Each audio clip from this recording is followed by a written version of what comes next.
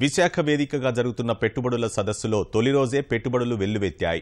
4,25,000 కోట్ల రూపాయల విలువైన పెట్టుబడులకు అవగాహన ఒప్పందాలు జరిగాయి.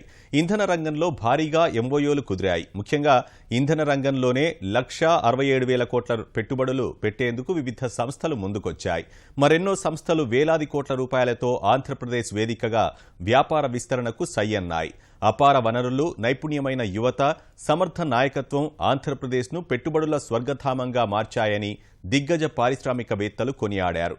అన్ని రకాల అనుకూలతలు ఉన్న రాష్ట్రంలో పెట్టుబడులు పెట్టడానికి సదా సిద్ధమని ప్రకటించారు.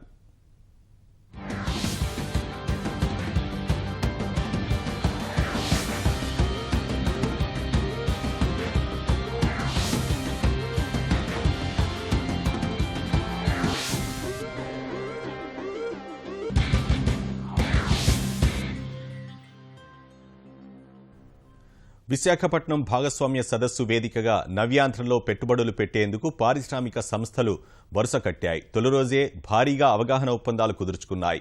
మొత్తం 128 అవగాహన ఒప్పందాల ద్వారా 4,25,000 కోట్ల పెట్టుబడులు పెట్టేందుకు వ్యాపారవేత్తలు సిద్ధమయ్యారు. ఈ ఒప్పందాలన్నీ ఆచరణలోకి వస్తే 5.5 లక్షల మందికి ఉపాధి అవకాశాలు లభించనున్నాయి. ఒక్క ఇంధన రంగంలోనే 1,67,000 కోట్ల విలువైన ఒప్పందాలు కుదిరాయి. 40,000 కోట్ల విలువైన పెట్టుబడులు పెట్టేందుకు హెచ్పీసీఎల్, గెయిల్ సిద్ధమవగా 78,000 కోట్ల రూపాయల పెట్టుబడులకు ఓఎన్జీసీ సిద్ధమైంది. ఇక 60,000 కోట్లతో విద్యుత్ కేంద్రాల ఆధునీకరణ పనులు చేపట్టనున్నారు. థర్మల్ విద్యుత్ కేంద్రం నిర్మాణానికి 14,000 కోట్లతో జిందాల్ పవర్ సంస్థ ఒప్పందం చేసుకుంది. భాగస్వామ్య సదస్సులో ఐటీ శాఖ 68 అవగాహన ఒప్పందాలు కుదుర్చుకుంది.